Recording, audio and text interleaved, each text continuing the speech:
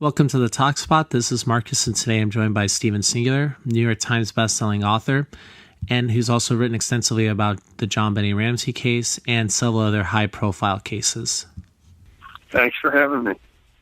All right. So, if you wouldn't mind talking a little bit about how you got started in writing and kind of what led you into that avenue, if you wouldn't mind. Well, I grew up in rural Kansas, and the relevance of that is that I was very attached to the radio. The radio was very important to me when I was young. I could bring in, very faraway places like New Orleans, Chicago, Oklahoma City, and I was a big music fan, played music, and so that was a primal connection for me. Eventually moved to New York City after college and started writing for magazines like the New York Times Magazine, New York, Rolling Stone, some other things. I moved to Denver in 1981, and I was here about a week or two, and I heard this man on the radio named Alan Berg, who was a local controversial radio talk show host. Again, the connection was with radio because I was, searching the dial, what's in this market, that sort of thing. And he was extremely provocative. It was Yom Kippur, the holiest of Jewish holidays, and he was saying to people, let's talk about anti-Semitism, let's talk about racial prejudice, and he wasn't doing it in a snarky way or anything like that. It was a serious call to actually dig in and talk about these issues and see if you could do, make some progress around them as opposed to just having these feelings. And it was, I lived in New York, I lived in some other places, and I'd never really heard anything like this on the radio. So I said, I got to know who this guy is. And in time, I contacted him and spent some time in the studio with him, watching him do his show. And in the end of 1982, I wrote an article about him for the Sunday Denver Post. That was 82 going into 83. And then I continued to follow him. The article came out. And in June of 1984, this extremely radical right group from the Northwest called The Order had decided to declare war on basically a white supremacist war, against minorities, Jews, liberals, gay people, judges they didn't like, etc. And one of the founding members of the group was named David Lane. He lived in Denver. He called Berg's show. He'd argued with him. They'd gotten into some heated discussions about race and things like that. And so when they were selecting their targets to begin their revolution, Lane said, let's start with this guy.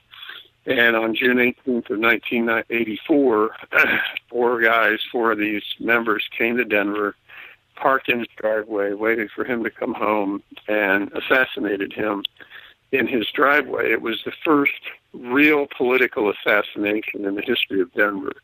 And at the time, it seemed like, one angry listener, one lone person out there probably was upset with him and did this. There was a quote in the paper where one of the reporters asked the police chief, they said, do you have any suspects? And he pointed to the Denver phone book, which had about, a million names in it. And he said, yeah, everybody in the phone book's probably a suspect because this guy provoked and angered, many people. He was also very funny, but he did have both those aspects to his personality. So as it turns out, it wasn't a lone angry listener. It was this group. And they ended up committing 240 crimes, and the federal government had launched what was at the time the largest investigation into domestic terrorism in American history. So it became an article. Then when he was killed, Rolling Stone asked me to write an article about his death, which I did, and then that evolved into the book Talk to Death, The Life and Murder of Alan Berg, and then that evolved into what became the 1989 Oliver Stone movie, Talk Radio. Talk Radio is based somewhat on the book and somewhat on a one-man off-Broadway play, but the book did factor into it pretty heavily. So my early into writing the first book, and I didn't really have any experience prior to that to writing about crime, murder, courtrooms, all of that, but I liked doing it. I thought it was very interesting. It's dramatic.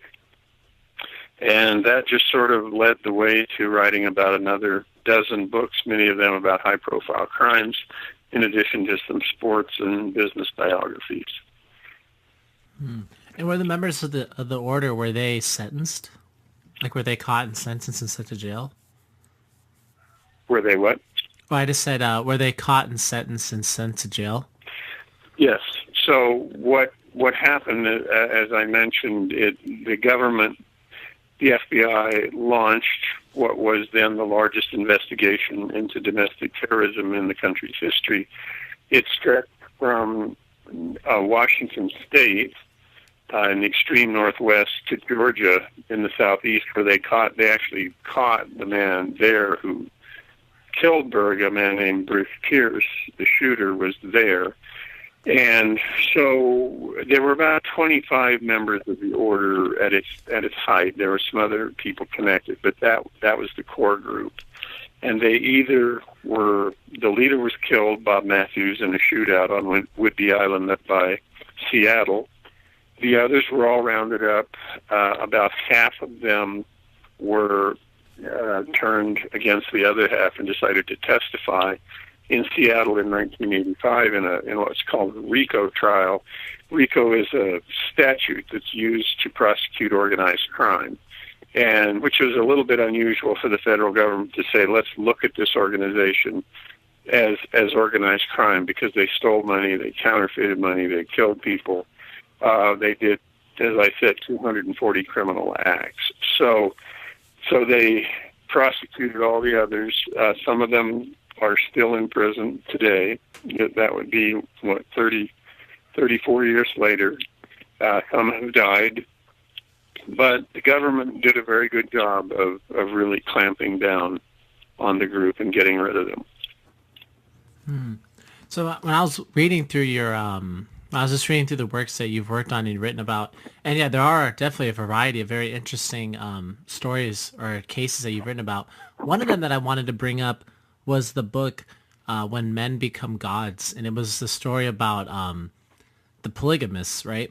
I guess I just want to ask you a little bit about that story, and how did you get the information for that? And I guess, is polygamy, is it still widely practiced in the Mormon religion? Or, I mean, I know that there's, oh gosh, I can't even remember the name of the group. I know there was the splintering off group of the Mormon church, but I can't remember their name.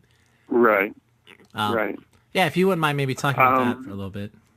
Right. And there's kind of a general principle there that touches upon, and that is that when you write a nonfiction book, of course, it all has to be factual. It has to be real. And I found in my experience that you need at least one person who's extremely knowledgeable, who wants to talk and will tell you basically the truth. In the Allenberg book, it was his ex-wife, Judith Berg. She was invaluable. In the spring of 2006, Warren Jeffs, who ran the FLDS, which is called the Fundamentalist Latter-day Saints, as opposed to the LDS Church in Salt Lake City, the standard Mormon church, was on the run and had been put on the FBI's 10 most wanted list.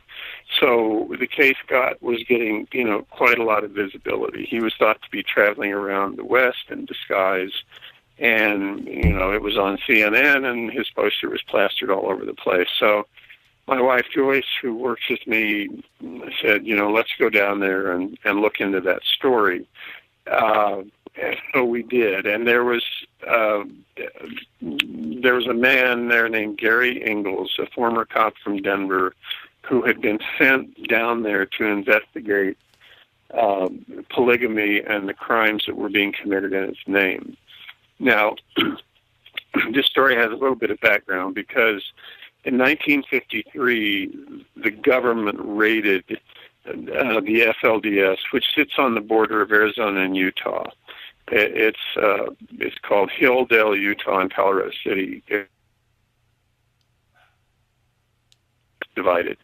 And they took away all the men and they put them in prison, and it sort of backfired. People saw families being torn apart, and eventually the men went back, and basically the government decided that was 1953 to leave these people alone. And so they did. They had their own laws. They had their own customs. They had families where there would be one man, 23 wives, and 78 children. And I'm not exaggerating. I'm not making it up.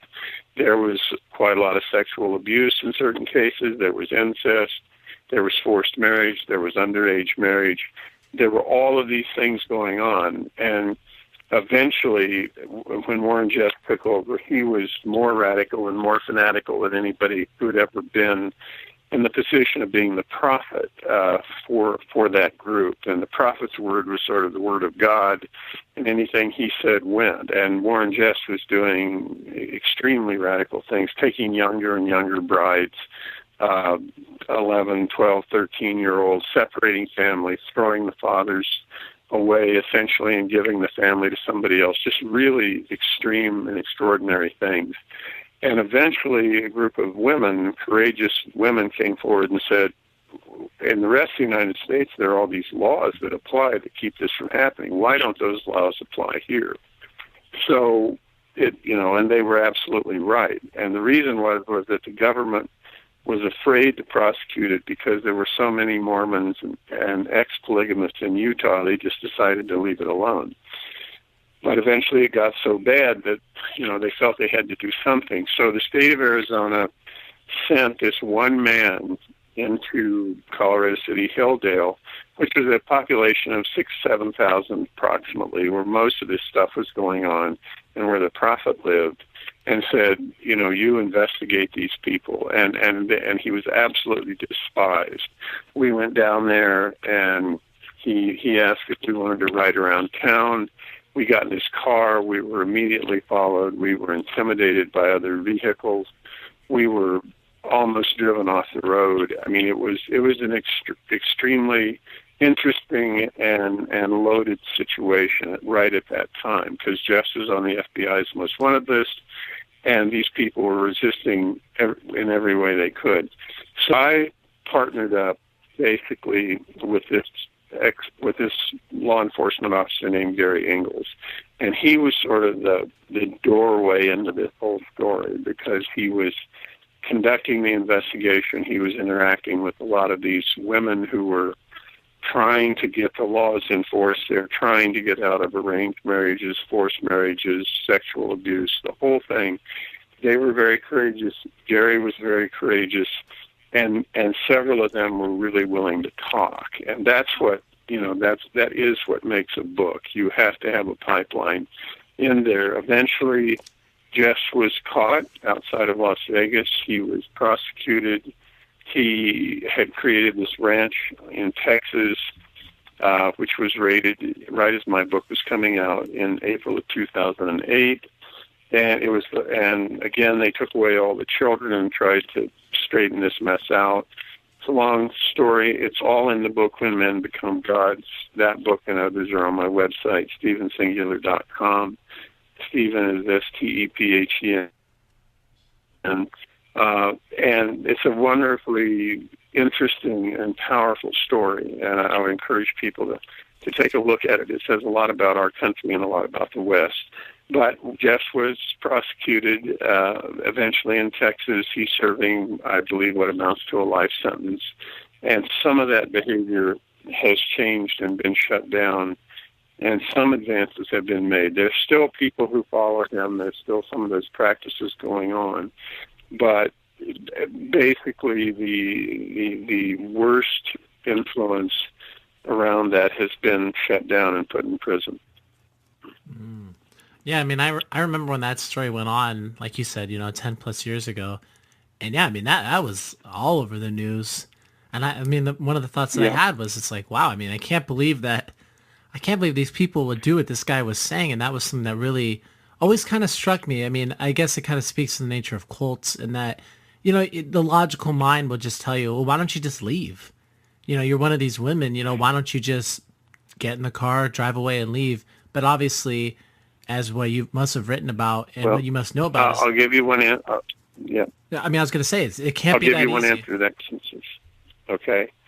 So when that woman you're talking about would get in a car and drive away, someone would call the highway patrol or the other police, not the local police who were all FLDS, but people outside of there, and they'd say, and so is driving on Highway 29 without a license, and they'd go arrest her. So, I mean, yes, you're right, asking exactly the right question. There was one of the offshoots in the story was that Jeff was giving more and more wives to, just a handful of men, because the men that he favored and the men that would do whatever he asked them to do. So maybe the man had, 6 wives and 28 children, and he would give him a family and more wives. And so there were a whole group of young men that they had to sort of throw out of the community because there weren't any women for them. They were called the Lost Boys, and Jess was banishing them to Las Vegas, Nevada, and St. George, Utah, and other places, and then they got into a lot of trouble with drugs and crime and all that. So, I mean, the havoc and the terror that this one guy wrought on this community was just amazing. But what you're saying is exactly right. They would say, I remember one incident in the book, I think it was January 12th, 1999.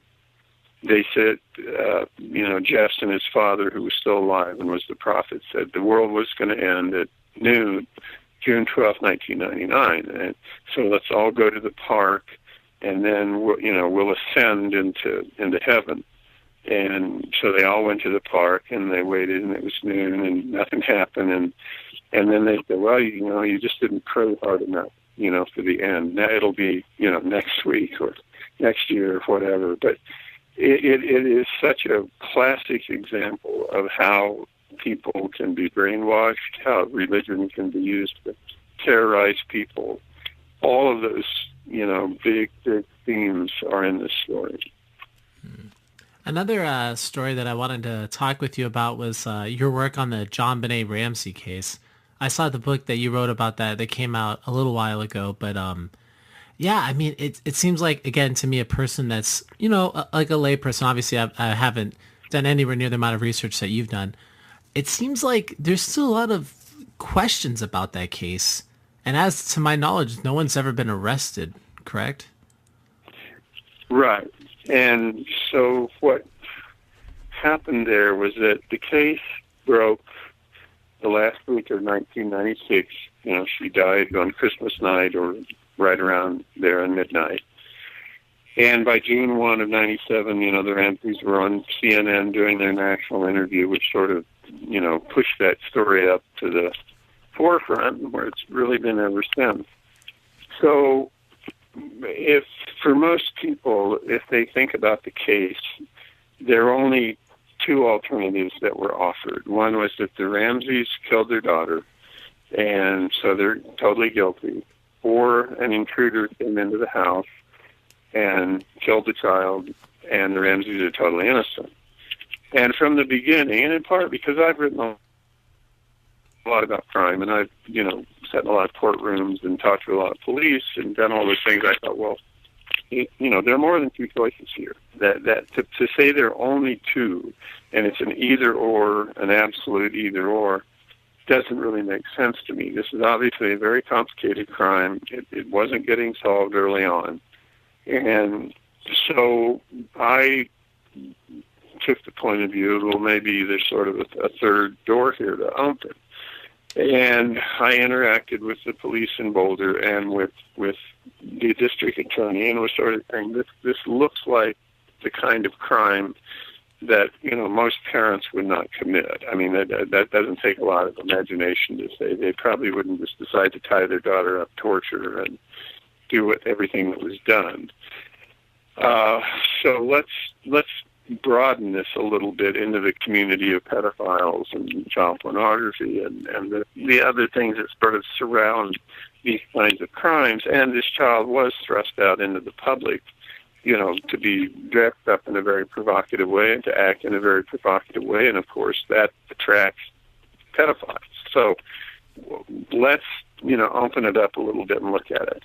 In 1999, I wrote my book called Presumed Guilty, an investigation of the JonBenet Ramsey case, the media, and the culture of pornography. And it sort of looked at child porn and how it had exploded with the rise of the Internet, where when I started writing, there were 5,000 child porn websites. By the time the book was published, there were 100,000. I was just raising the questions of, maybe this plugs into something larger, or at least we should be aware of the dangers around sexualizing children and putting them in the public arena and all of those things. My book suggested in 1999 that there was a third scenario for the crime, that it was possible that the Ramseys were somewhat guilty, but not of murder. They might have participated in some way in the aftermath of the crime, or in exposing their daughter to certain things or certain people. I didn't accuse people, but I said, I think we have to consider more alternatives there.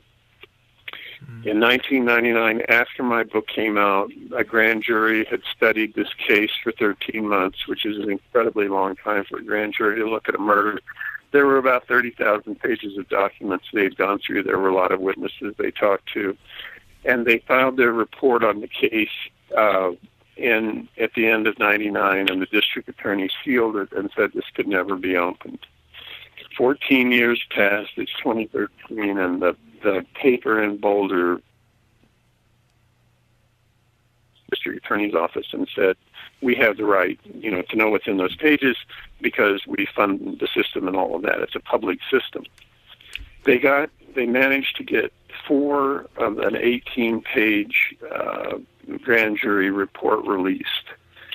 The grand jury report said, and this is effectively direct quotation, that the Ramseys exposed their daughter to the circumstances that led to her death. That's the count in an indictment, just so we understand. That means that the grand jury was saying you should indict the parents on these 2 counts. One is that they exposed her to the people and circumstances that led to her death, and 2, they participated in the cover-up of crime. That is very, very close to what I had written 14 years earlier. And to my knowledge, no one else was really coming at this from that direction. So I personally felt somewhat vindicated 14 years later, because the people who really studied the evidence in the case were basically saying the same thing. There's a middle ground here. It's not an either-or case. It's a both-and case.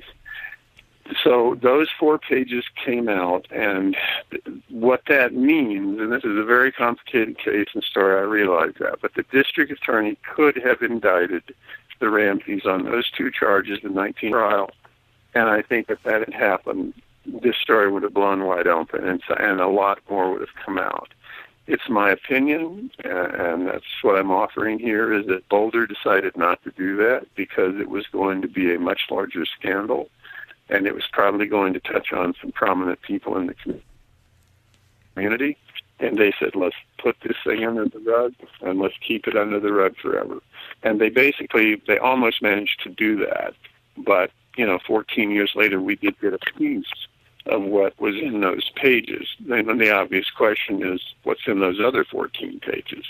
Did they name people that they don't want exposed in Boulder? We don't know. And I'm not suggesting that has to be the case.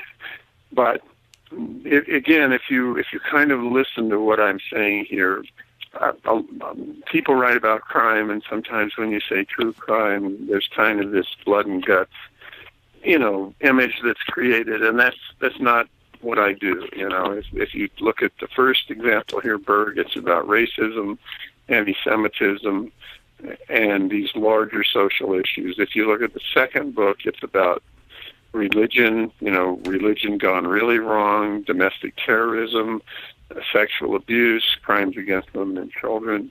If you look at the third example, the investigation was about really sexualizing children and the dire consequences of that. It wasn't about, well, here's a story about a mother gone bad. Patsy Ramsey killed her daughter because she wet the bed. I don't believe that.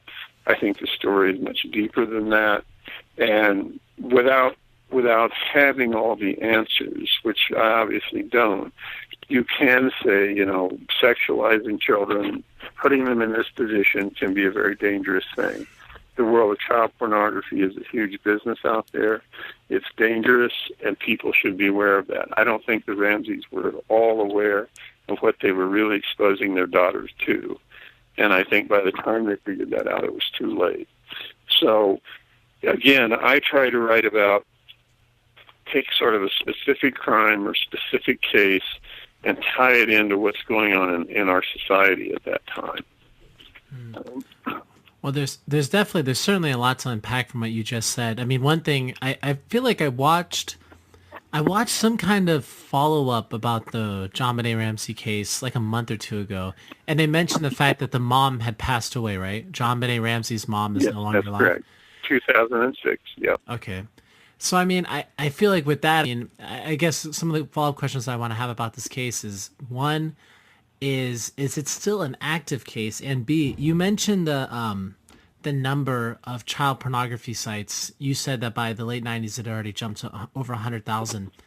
I mean, I'm no expert at all in this field, and I don't even want to search. I don't even want to search for this because I don't want to get put on a list or look like I don't even want to be exposed to this content at all. But I would imagine, in my logical mind tells me that there has to be several million, or if not more, child porn sites today. I mean, I don't know if you've done it. And what I failed to tell you was that my book came out in '99, and the grand jury report was released in 2013, and I sort of rewrote and updated the book. It's still called Presumed Guilty, an investigation of the JonBenet Ramsey case, the media and the culture of pornography, but I created an ebook around it. So if people want to read the more, this came out in 2016, so that's 17 years later, and it's quite up to date. It has a lot of the things that I've been talking about here. That's on Amazon Kindle. Today, as you just said, it's an open case, and the Boulder authorities are still working on it, and they're primarily working on it from the angle of DNA. As you may or may not know, there have been several pretty major cases solved lately through sort of genealogical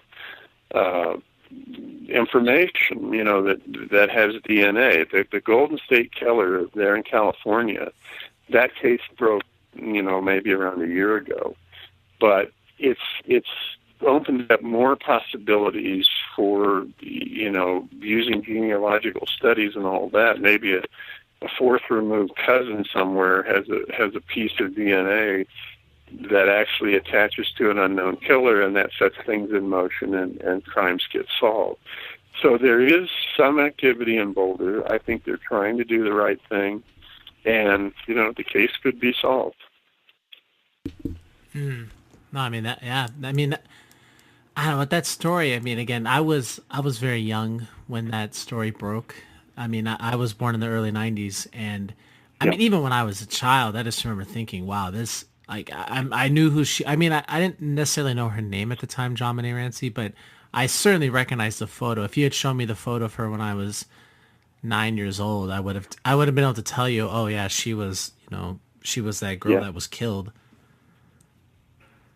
Well, I think you're right. I think those images struck very deep. Like, there's more going on here, but we don't really know what it is. But if you just put all these elements together, it's just what you said. There were the world of the internet opened up these kinds of crimes in ways that had never existed before. In other words, to be in child pornography, you had to send that stuff through the mail. That was a very risky thing to do. Suddenly, you can you can create a really graphic image. You can send it around the world, instantaneously, and you can hide it, and you can encrypt it, and you can do all these things. And when this case broke, law enforcement was way behind the curve. They're not as far behind the curve now. But, one story from the book that I'll share with you is that, as I said, the crime occurred Christmas night, 1996. It's about the first or second week of 97. My wife Joyce and I were invited to a television station in downtown Denver. I mean, this story was now, front page news every day after the CNN interview. We were taken into a back room, and there was a hacker there. And this is, again, the internet for the public is, a couple of years old. It's very, very new. And this guy knew his way around what today would be called the dark web. Back then it wasn't. The sites were called, I think, alt-binary. And he typed in the word JonBenet, and we saw things that I won't even describe to you in the interview, but graphic images of girls the same age, 5 and 6, and if you recall the image of JonBenet as a corpse, she had, the rod around her neck and all of that. And so what you kind of thought when you were looking at was something that had been staged that maybe went wrong. The stagings of similar activities, but, nobody was getting hurt. But it was quite graphic, and the children were very, very young. He typed in JonBenet. And there was this feeding frenzy of people saying, do you have pictures of her? Do you have illicit pictures? Do you have pictures of her dead or alive? And as somebody who had written about crime for, more than a decade, all these bells were going off in my head. It was like, wow, this is an entirely new criminal realm that's just been created.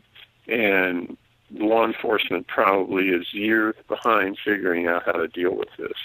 So again, the case, even though the case isn't solved, it plugged into investigating these other avenues that I thought were very important for people to know about.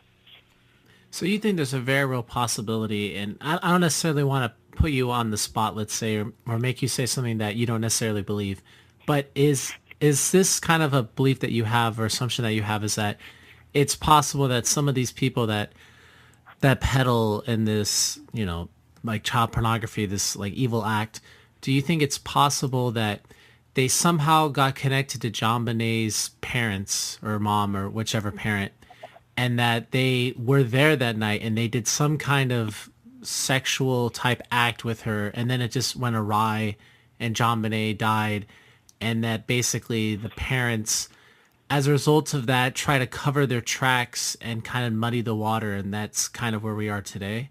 Is that something along the lines of your assumption? Yeah, the only thing that I would disagree with what you said. I think it's very accurate, except I don't think her parents were present when any of this went on. I don't think they knew what went on. And I don't think, and this is the big kicker in all of this, I don't think she died inside the house. Whoa. That's my opinion. I think it occurred someplace else. And I may be right or wrong. It's just an opinion.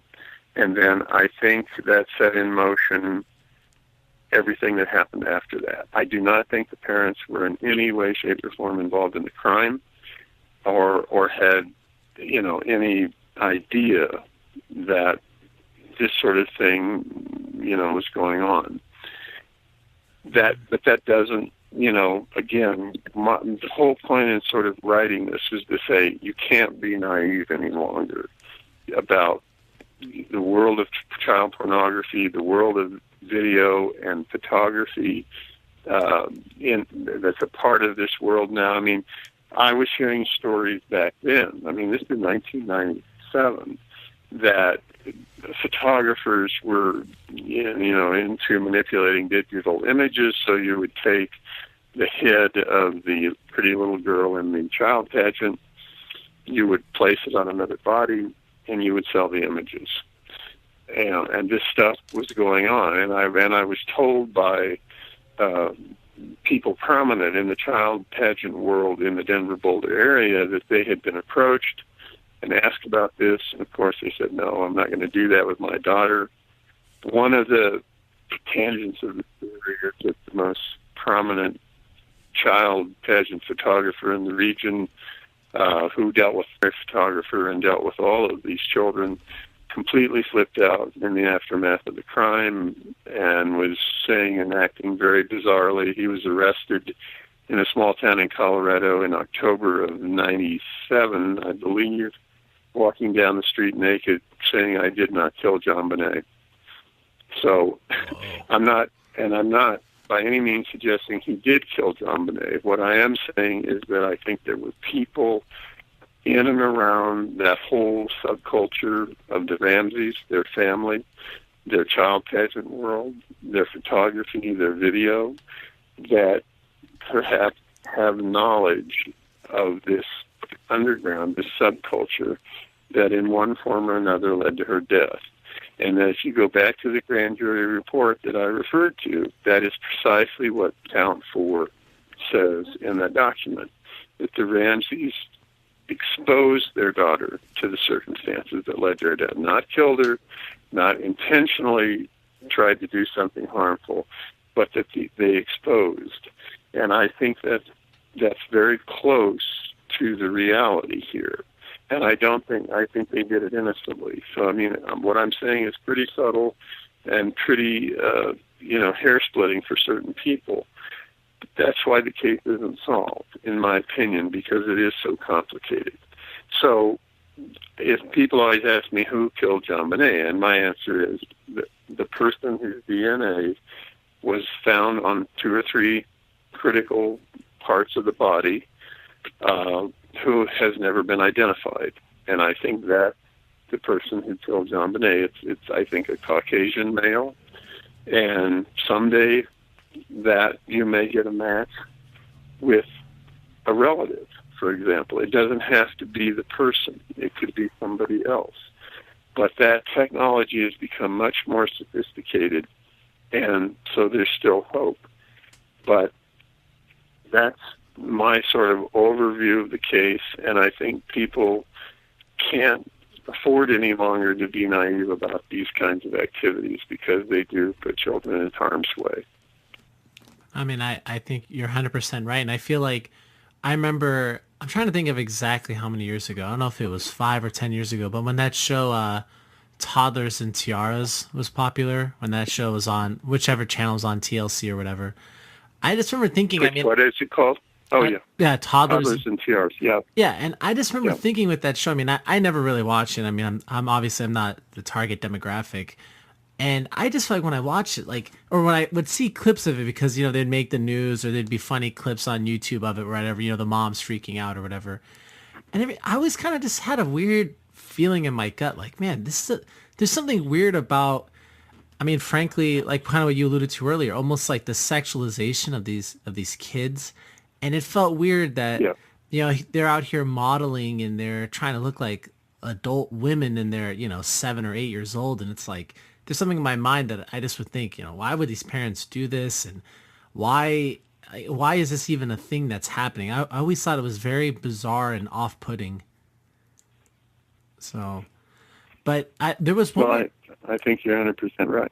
Yeah, and there was one more case I wanted to bring up with you. I saw that you did some work on the BTK killer, and so what was a little bit of the background of him? And I guess today, well, he's been in jail for a while now, but what were the circumstances around that case? Well, I'm always kind of, I've told you a little bit about, how I get involved in things, and I can do that here as well. BTK committed crimes starting in the 1970s, and not so much in the 80s, and then a couple in the early 90s. We know he killed 10 people. There may be more, but that's something we're certain of, that he confessed to. And it's really an interesting story because the first crime was in 1974. And in 2004, the Wichita Eagle, the local paper there, printed an article saying it's been 30 years since BTK committed this crime, killed 4 people, the first crime. And we really wonder what happened to that guy. You know, he's never been caught. They never came close to catching him or anything. And so they interviewed people, and a lot of folks said, well, he's likely dead. You know, he's got to be dead now. It's 30 years later. We never hear from him. So that Sunday morning, Dennis Rader, who's BTK, gets his coffee, gets his newspaper, and sits down and reads it, and says, "Hey, I'm not dead. I don't like the fact that, you know, they're saying I'm dead here. You know, maybe I should have a comeback, you know, and do something new." So starting then, that's February, at the end of February of 2004, he starts sending messages to, you know, leaving packages by mailboxes or other locations. And eventually he oh, by the way, he works for the city government in this small town north of Wichita called Park City. The police had swabbed countless people for DNA. They never got close to Park City. And by the way, he's the president of the local church. So here you have the greatest serial killer in the history of Kansas, which is saying something. I'm from Kansas, so I know we've had several big ones. Is the president of his local church and works in city government. At his office, he has this locked file cabinet, and all of his souvenirs, that they're called, you know, in the serial killer business, are locked inside of there. Of course, nobody knows anything about who he is. So he progressively sends more and more things out. The police are looking, but they can't. They have no idea where he is. And finally, he has a computer diskette, and he asks somebody, or he communicates with the police, I believe, and he says, you know, can you read, you know, an empty diskette? Something to that effect. And of course, they say, no, we can't do that. He sends in the diskette, and the police think, you know, it'll take a long time after this to figure out who this guy is. They put the diskette in. 10 minutes later, it's a, you know, Dennis Rader, president of the local Lutheran church in Park City, and they can't believe it. And he's given them his name and his location after 31 years of completely futile police investigation. But to arrest him, they have to have a DNA sample. So it's a long, complicated story, but they get a DNA sample from his daughter surreptitiously, and that rules him in, you know, as the likely contributor because he left semen at several crime scenes which contains his DNA. So they have the old preserved DNA and they have the new DNA, and they go and arrest him. And it's just an extraordinary story of police work, how difficult it is to catch people when they really don't want to get caught, and how devious certain minds really are. I mean, I'll just give you one example. But so this guy is Mr. Straight-Laced, absolutely, you know, goes to work every day, straight arrows can be. At night, he killed one of his victims, and he took her dead body into his church when nobody's there and performed certain acts that I won't go into, and took photographs. It's all, you know, bondage, sadomasochism, all that sort of thing. And so I in that particular case, I partnered up with the preacher of his church, a wonderful man who was the minister, and he thought the world of Dennis Rader. He called him his right-hand man, the salt of the earth, and all that. So it's just an incredible story about how we as human beings can fool each other and get away with horrible things for a certain period of time. If Rader had never read that article or sent those things in, you know, he'd be free today. He'd be out there on the streets, he was planning new crimes after all that came out. So, a story, and it's a story about repression and sexual identity and things like that. One other tangent of the story is that he did all of these sort of sexually deviant things that he later confessed to after his arrest. He did 32 hours with the FBI, and basically told them about all of his crimes. So we all thought, watching this unfolded on live television, and we all thought, well, here's the guy who's told us everything. He knows everything he's done. And then after the book came out in April of 2006, I was on Anderson Cooper 360 to talk for about an hour about the book, and went off the air, and we started getting these emails at the house. Joyce was getting these emails. I was in New York, about people telling us stories about their interactions with this guy, and one was from a gay man in Wichita, and he's told us all of these stories about Dennis Rader's gay experiences, which he never talked about. It had never come out in any venue. And so it was just this one extremely bizarre life dedicated to aberrant sex and violence. I mean, aberrant sex in the sense of what he was doing when he was killing people. And so I'm from Kansas. I'm about the same age as this guy. I grew up in a sort of that repressed place with a lot of religion like he had, and I felt it was sort of tragic that, he probably had very difficult issues around his own sexual identity. He never really got any help for any of that, and it just manifested as this monstrous, human being who just used sex basically to kill people. So again, it plugs into these larger themes. It's a social story, and I think it's just a really good read. Also, it's called Unholy Messenger is the name of the book. Again, it's at StephenSingular.com. I wrote one other book, but I'll just throw in about Wichita, which is called The Wichita Divide, which is about the murder of abortion doctor George Tiller in 2009. And that book is currently in development as a documentary in L.A. by an Oscar-winning documentarian. So hopefully that will happen.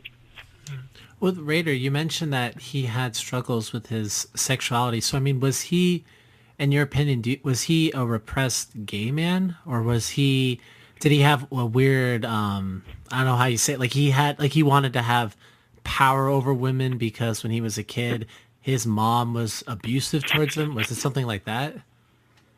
Yeah, I think it was probably a combination of all of those things. And again, I think it's probably very complicated.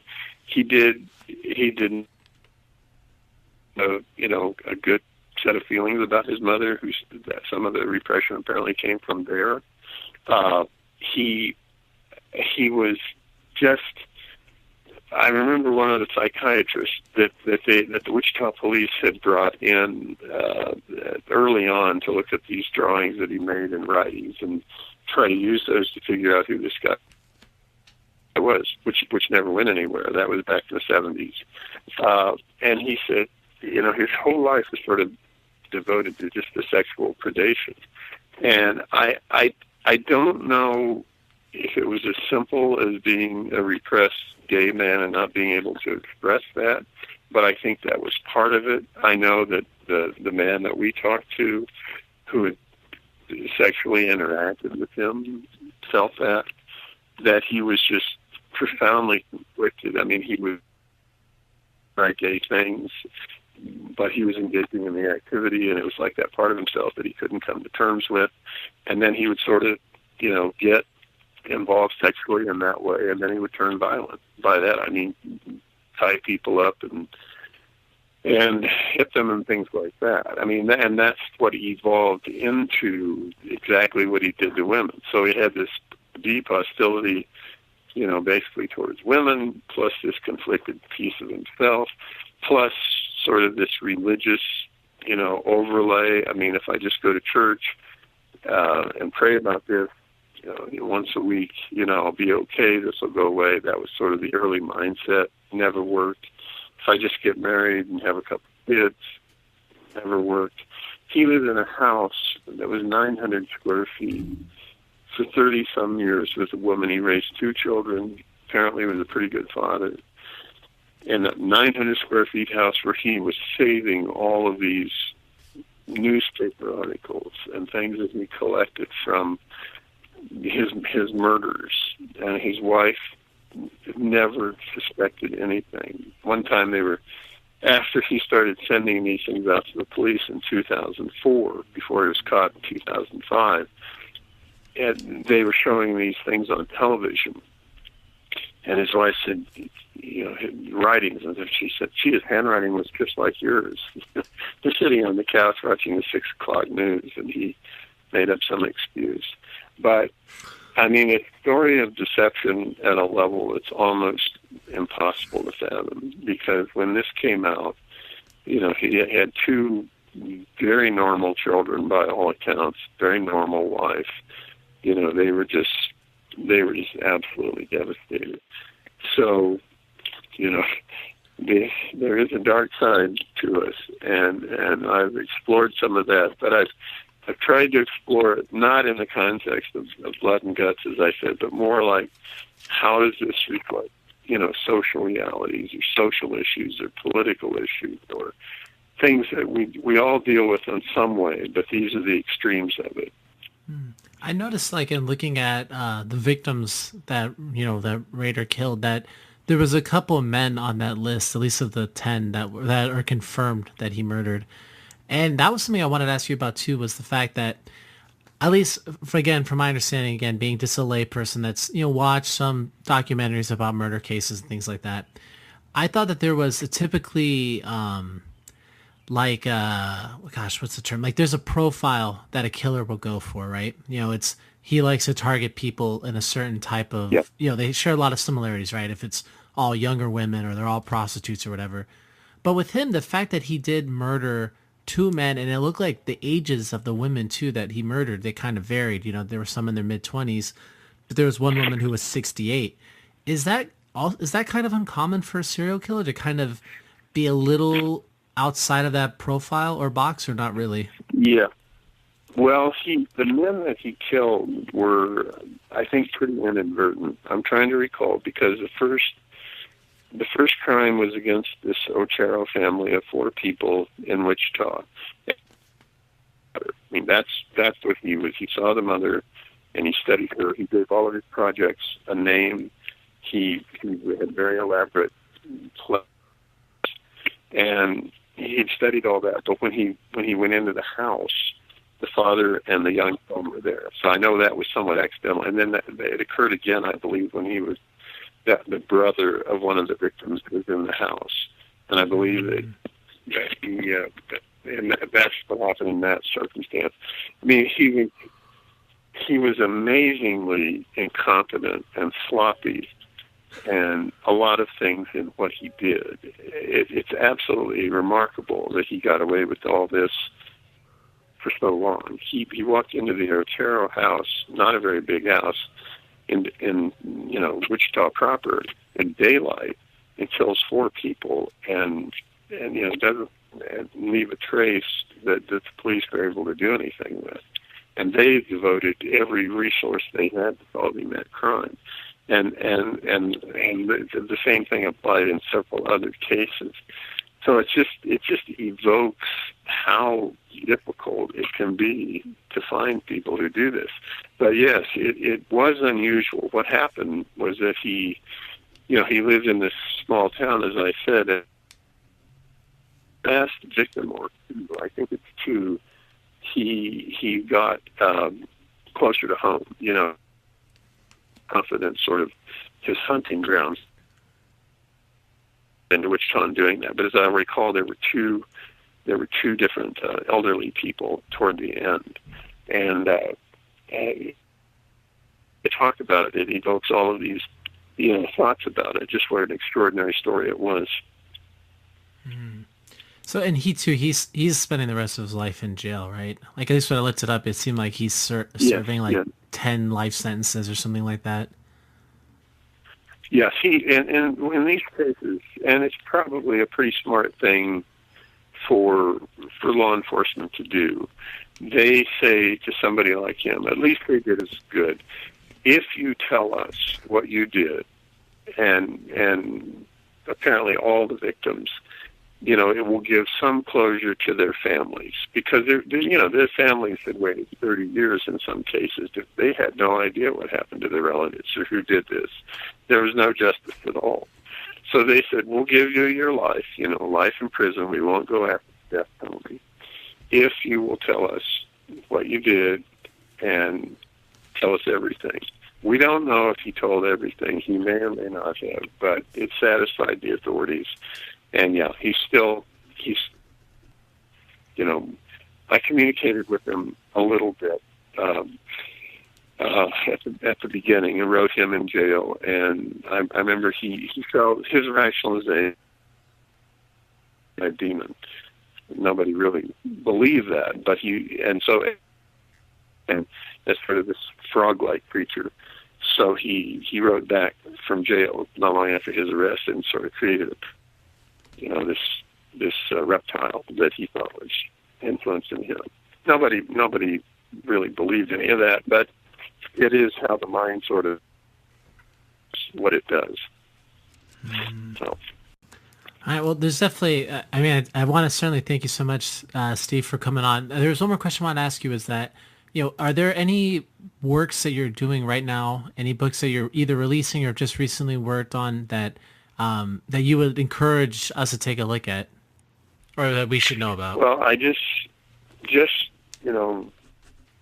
some stuff going on. I had investigated in some depth the 2000 election, which many people will recall has ended in chaos in Florida, and basically out of that chaos came the presidency of George W. Bush. Many people think Al Gore should have won. He won more popular votes, but it was a huge controversy, and there was a problem with the punch cards that were used in Florida, and we never really got to the bottom of it. It's a little bit like the Ramsey case, but I went down there at that time and got some of the cards and had them tested for certain things, and within the last couple of months, I hooked up with this very, very good investigative journalism website called whowhatwhy.org. And they do really good work. They focused a lot on, as I said, the election stuff, because there are many stories out there about voter repression or machines not working properly or trying to suppress minority votes or all of these things, and all of which sort of floated around the Florida situation. So I just wrote a very short ebook for them called Stolen Future, the untold story of the 2000 election. It's 32 pages. It's the easiest read imaginable. It's $3.99. It's on Amazon, on Kindle, Apple, Kobo, a variety of platforms out there. But it will tell you, I would like to think that in a lot of these books I've been talking about, I'll tell you something that you don't necessarily know just because I devoted a lot of time to it, to learn things. And I think this little book might tell you some things about that you didn't know, and how it reflects on some of the things going on today. It'll be very interesting to see this coming Tuesday if not only who wins the elections, but will there be voting problems again? In the 2004 presidential election, there were problems with electronic. There were probably problems in 2016, electronic voting. It's an ongoing situation, and this book will give you a little bit of insight into that. So, Stolen Future, the untold story of the 2000 election. Again, if you go to my website, stephensingular.com, STEPHEN SINGULAR.com. All the books we're talking about are on there, and this book is up there as well. So I appreciate the opportunity to talk about all these things. It's been great. All right. Well, thank you so much, Steve. I definitely appreciate our conversation a lot, and I look forward to talking to you again about some other cases. I thought it was very interesting, all the topics that you mentioned today or spoke about today. I would look forward to it. All right. Well, have a good rest of your day, and thank you again. All right. Thank you. Bye. All right. Bye.